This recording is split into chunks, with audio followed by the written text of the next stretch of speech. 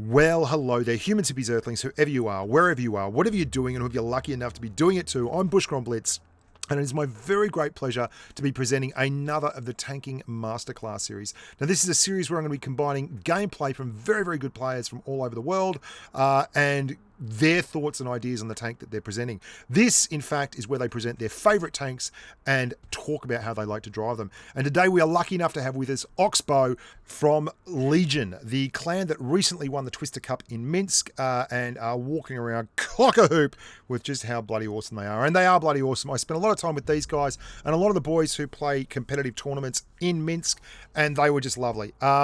Ox is an outstanding player who needs no introduction if you've been following along at all with Blitz as an esport. But just so you know, his stats are impeccable. He really lights it up. And the last game that you're going to see in this series of videos is probably the highest damage game you'll ever see on a Blitz field. Ox, favourite with the ladies, loves to be the man about town. Take it away, amigo. How are you going? Hi, man. How are you doing? I'm very, very well. And you're coming along to have a chat to the humans about a particular tank. Now, which tank is that? It is the FV215b British heavy tank. Now, you have a passing affiliation with this tank that borders on intensity and stalking. You really love this thing, don't you? Yeah, it's probably my favourite tank of the game. If it wasn't in the game, I'd say Batchat. But yeah, definitely my favourite tank at the moment. Now, I did do a Batchat masterclass with Vovko, but you put your hand up for that one too. You wanted that one too, didn't you? Yeah, I'll do all of them if you want me to be honest. What a lovely man you are. What a sport. Now, you're taking time out from a pretty busy schedule at the moment. You're studying in your final year at secondary school, is that correct? Yep. Yeah, that's right. And so you're meant to be studying hard, but you're not. You're here talking to some fat, bald Aussie bloke on YouTube. It could be worse. It could. I don't know how. It could be worse. Could be worse. Well, really. So the 215B though is what we're here to talk about today, and you've got a really lovely play style. Now, I've got a lot of footage here. You guys, if you're watching, this is footage of Oxbow. We're going to go through some really big games he had and some very interesting games. Before we go any further though, I want to give a little shout out. You've got your own YouTube channel going. You've started posting some video, a few of the tutorial things. What's your YouTube channel? My channel is just Oxbow. It's the same as pretty much my in-game name. Just OXBOW. Can't stream at the moment because I don't have a PC, but when I get a PC, hopefully I'll be able to set up streams. Excellent, excellent. So if you are watching, guys, make sure you go along and subscribe to Ox's channel. He's a great bloke. Now, you play the 215B here. Now, these are public battles, but do you ever play the 215B in the tournaments? Sometimes when a back along before like the mouse and the 268s were a thing, FV215Bs were used a lot more. Yep. When the 140s were like king and the IS7s because of just the pure DPM. When it used to have the 6.9 second reload, that's when it was king, and the premium wasn't nerfed. It really was a hard counter to Russian mediums, wasn't it, as a tank? Yeah. It's because it just has the raw DPM, and the turret is just impossible to go through with Russian heat. So yeah. In terms of nowadays, it's not really used that much. From looking at the videos, you don't seem to have too many issues playing the tank in public games whatsoever. Is there a particular style of play that you approach this tank with? Or is it just a lovely, adaptable, flexible tank that you can get a lot out of within the course of one game? I think it's a bit of both, to be honest. I mean, with the FV, you're kind of a one-man army. I mean, you've got armor, you've got a really good track traverse, turret traverse, you got DPM, really good pen, good reload, good turret. The only issue is the mobility, but it isn't even that slow for a heavy tank. No. I mean, if you're a more experienced heavy driver, FV shouldn't really be a problem, but if you're a newer heavy driver, sometimes the armor, if you don't know how to angle up properly, then it's a bit of an issue. But personally, for me, I like to play aggressive in it, like frontline. Well, we can just because the turret is indestructible. Like people rarely pen the turret with anything. I know. Even Death Stars. So it's a real urban myth for me that this tank is weakly armored. It's not, is it? No and yes. It obviously on the sides you have the spaced armor, so any heat rounds is getting absorbed through that. You don't really have to worry about heat rounds when you're side scraping. The turret doesn't get penned really at all. I mean, some people can get shots off into the smaller cupola, but I mean, if you're rocking back and forth constantly and you're putting shots into them, it's not that easy. The upper plate can bounce pretty much everything except from 150 mil up. Yep. The lower plate is a weakness, but obviously you can cover that pretty easy, and the tracks do absorb a lot, so the armor isn't that weak on it. No, that's really what I'm pointing to. Like, people will say, you know, it's got no armor on the sides and it's got no armor on the lower plate, but there are very, very few tanks in the game that have either of those things. And it's not really a negative, and it has some crazy stuff that people don't realize, which I love about the tank, but which you really utilize exceptionally well. And why don't you talk us through that, the actual ammunition types you get on this gun? Oh yeah, so on the gun you get obviously the AP rounds, you get the APCR rounds and the HESH rounds. Yes. Now, the AP rounds are strong, but sometimes in some situations you do have to load the APCR. The APCR pretty much butters through everything. I mean, mouses, angled, E100s, and then you have the HESH rounds. The HESH rounds are probably one of the best features about the tank. Yeah. Obviously, it has super high pen numbers, and with the DPM, you can really just hurt like Leopard prototypes, Leopards, T62As, most heavy tanks. If you can hit their cupolas or sides, you're talking 500-600 damage a shot in 7 seconds. So the damage really stacks up. That gun too is phenomenally It's accurate. a laser. Yeah, it's a laser. Yeah, the gun is a laser. The reason you probably see in the videos there, I don't take that much APCR. You probably notice I take way more AP. Yeah. So the two like setups you can run on the FV is like you can take the rammer, or you can take the calibrated shells. And for me personally, messing around with the two, I have like 1,000 games in the FV now, and the rammer is nice, but it makes you go to APCR a small bit more. Yeah. So I was thinking, well, why don't I put calibrated shells on? I get more AP, so I can just take loads of AP shells and pen everything.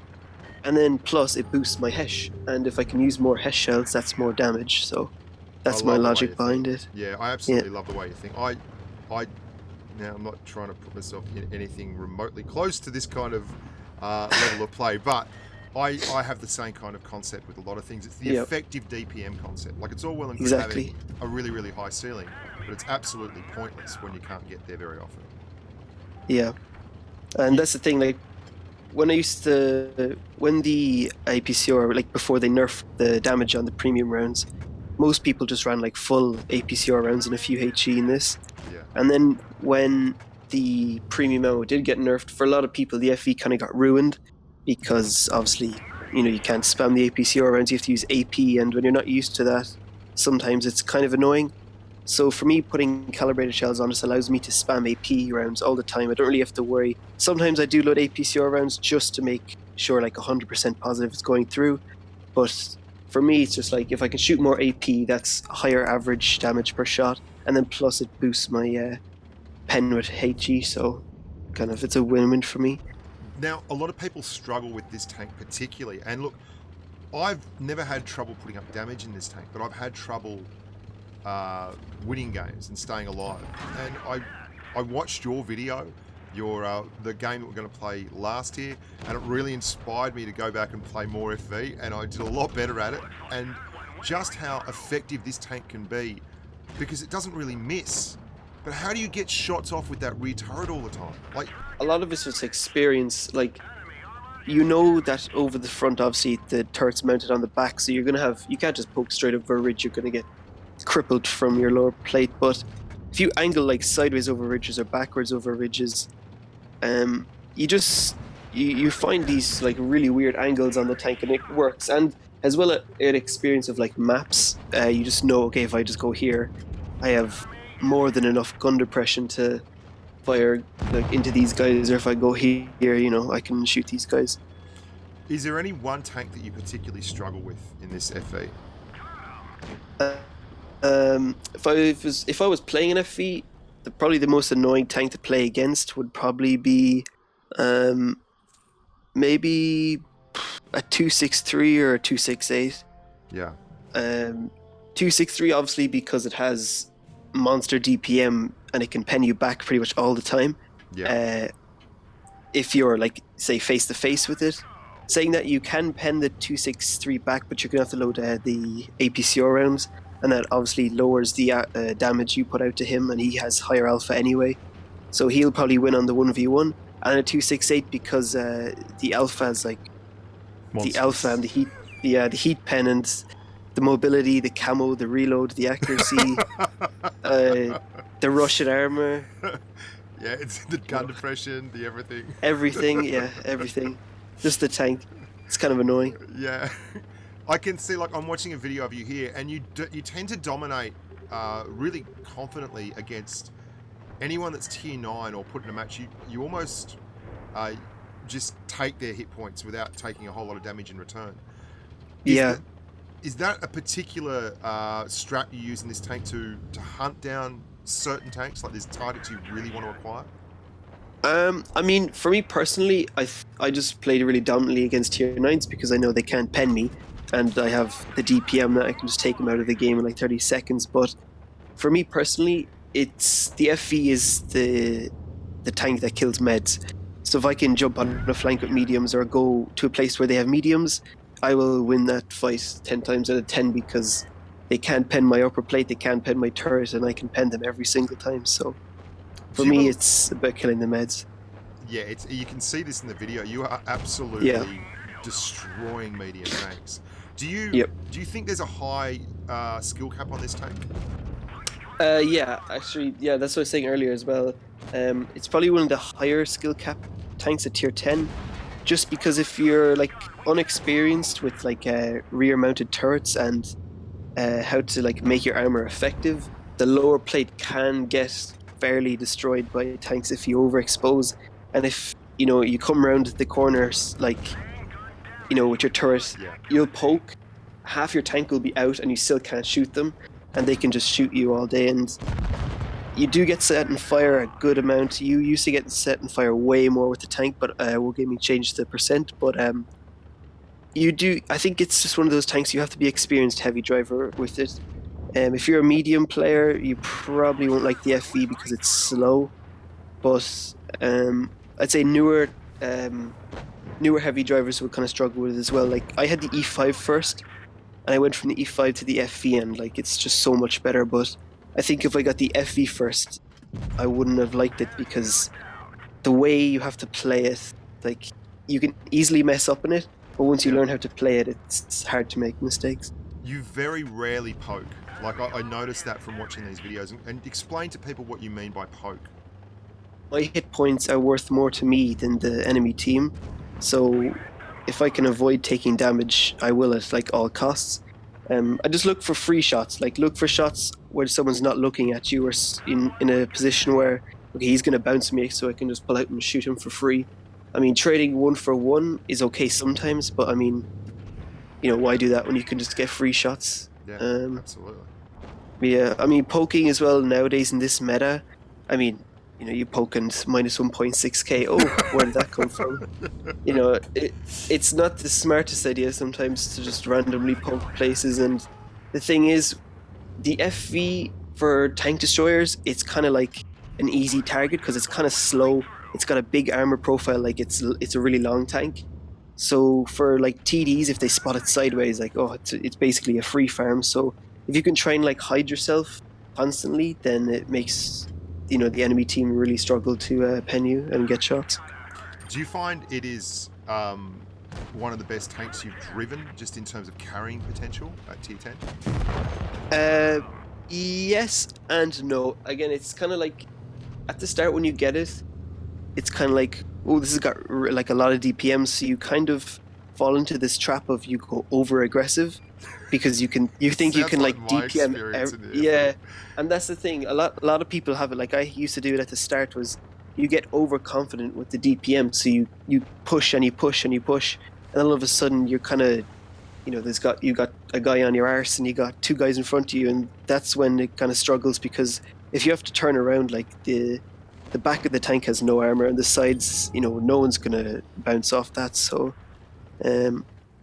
just make sure everything's in front of you. If you can make sure everyone's in front of you, then you're going to have a good game in the FV. It's a great point you make there, mate, because I think that's the issue I had with the tank when I started with it was it did such good numbers, but it just wasn't winning for me because I kept getting in situations like that.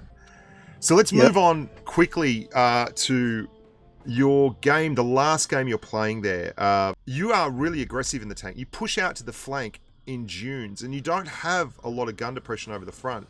Is that a common tactic for you on Oasis Palms to actually push out there and try and hold that flank area?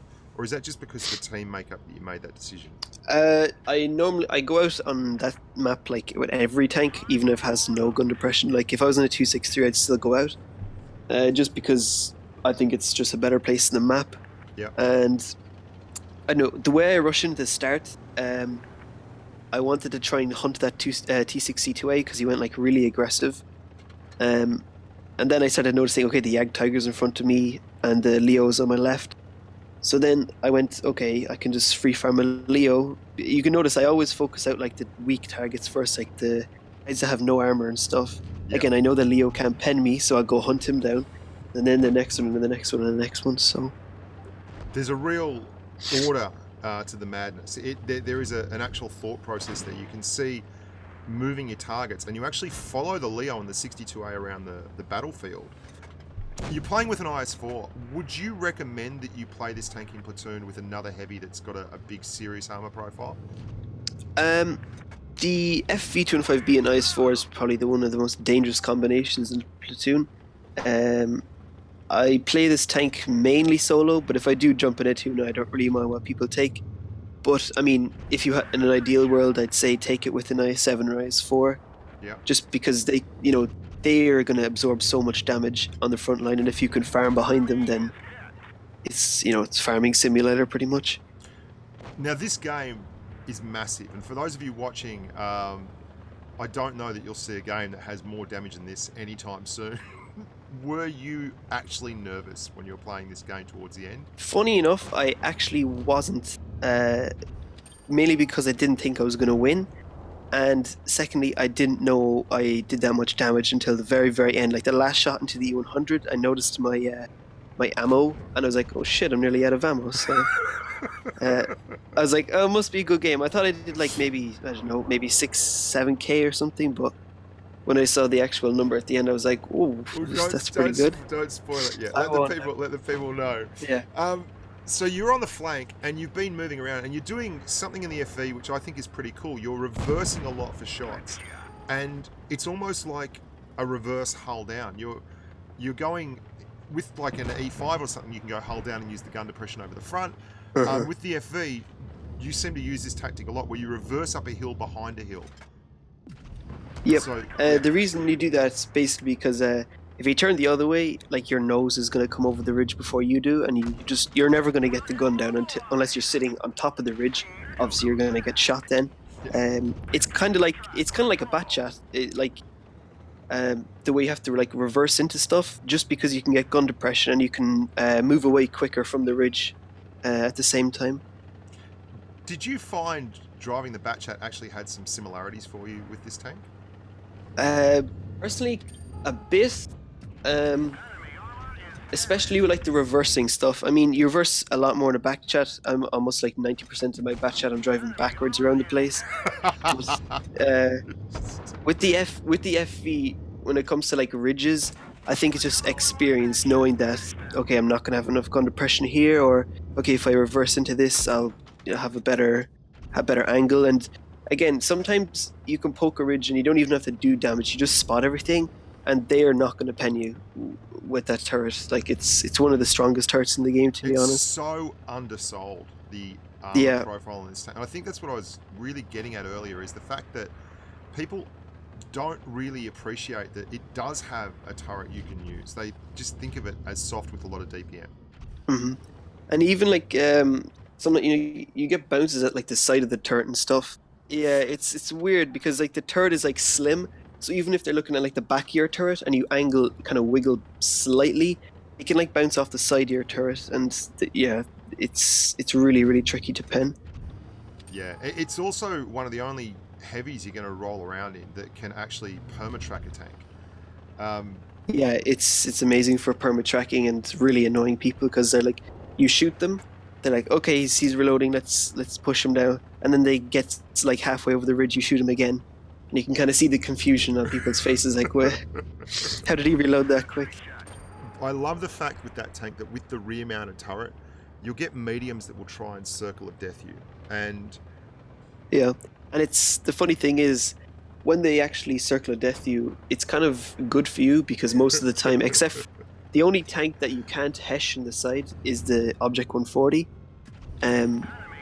But when they go around, when they try to circle you, because mediums can't, they basically just make it easier for you because you can just HE them in the side for, 500-600, and most of the time they're going to get tracked as well, or damaged crew members, or fire, or and it's really nice. Is there anything in particular you find that resonates for you with this tank? Anything that you find is special that you don't really get anywhere else that keeps you coming back again and again and again? What's the one defining characteristic for you? I think it's just the damage output, to be honest. Yeah. Like just loading HE and hitting someone for like 600. Like that's a TD roll with HE, and you reload in 7 seconds and you go again. It's just, clearing a leopard. Clearing it seconds. Yeah. And like the FE is slow, but just the reload is ridiculous. And that's even nerfed because, as I said before, it used to be 6.9, and my reload could even be quicker now. But I use calibrated shells, not vents or rammer. Sorry. I think that's fascinating too, because that's something I've been touting for a long time. With a lot of the meds and things, especially not with the TDs, because obviously you have so much. Yeah. Definitely on most meds run calibrated just because the penetration. I mean, it's great to have like a 5-second reload, but if you bounce every 5 seconds, it's pretty useless. I'd rather wait an extra half a second than guarantee it pen. So. Yeah, you finish that game and you have next to no ammo left, and it's a monumental carry. What did you think the first time you saw that number pop on the screen? It was actually really weird because when I saw it, I was just kind of like, I wasn't really too excited about it, but I was like, so I was sitting on my couch and I was kind of like, it's not where I normally play. Yeah. And I was kind of like, when I first saw the missions done, I was like, okay, good game. And I kind of looked away for a second. I looked back, and I looked down. I saw 8.6, and I was like, I must have read that wrong. It's 6.8. I looked again, 8.6K, and I was kind of like, that's pretty good. That's pretty good. It's pretty good, but it's the most damage I've ever done. But those games don't happen often. No, they really don't. It's a perfect storm. It really is. And your platoon mate played exceptionally well as well, just holding and holding and holding. But exactly, like if he wasn't there to take the hits, then I wouldn't have been able to carry. As simple as that. Yeah, and that is like over 2,000 base XP that you got in that game, which is ridiculous, absolutely ridiculous. Ox, it's been an absolute pleasure, mate. As always, I loved hanging out with you boys in Minsk. In fact, hanging out with everyone, and it was great to make a lot of contacts there. I've just had a message from Benny. He's got some big games recorded in the STB1. Yeah, he wants to do a bit of work as well. So we'll get him on. it's like good man. It's like the hookup, the connection. But this has been fascinating, and and to have a game that big at the end of it is pretty special. Is there anything you want to add, or anyone you want to shout out to before we pull the pin? Shout out. Oof. I mean, where do I start? No, but I mean, I kind of learned how to play the FE from Sten and Zenodium. Yeah. So obviously Sten is 4Diesel, and Zeno is the guy who he still plays, but kind of less. You probably know him. He's one of the original super duper. Massive. Yeah. Like he won one of the damage comps that I ran as well. Yeah. Him and Sten. That's where I kind of learned to play FE. Obviously, you develop your own, play style and stuff like over time. But that's where I asked them first how to play, because you see their stats and you're kind of like, ooh, they must be good. And other than shoutouts, played to all the Legion boys, and that's pretty much it. Well, mate, thank you very much for coming along. I'm sure the YouTube community would love to thank you. That's Oxbow from Legion, winner of the Twister Cup in Minsk, and a hell of a driver in the 215B, and all tanks indeed, but specifically that one. Good luck with the exams, Ox. Good luck with the study this year. And I hope that fame and fortune doesn't get too crazy for you in Ireland. I know when you came back from Minsk, there was a tic-tac parade. You're in Cork, aren't you? Straight down the streets. Yeah, down south. But they had to shut down the highways, mate. They couldn't get enough people in there. Oh, I wish. Okay. Look after yourselves, mate. And until next time, guys, stay safe on the battlefield.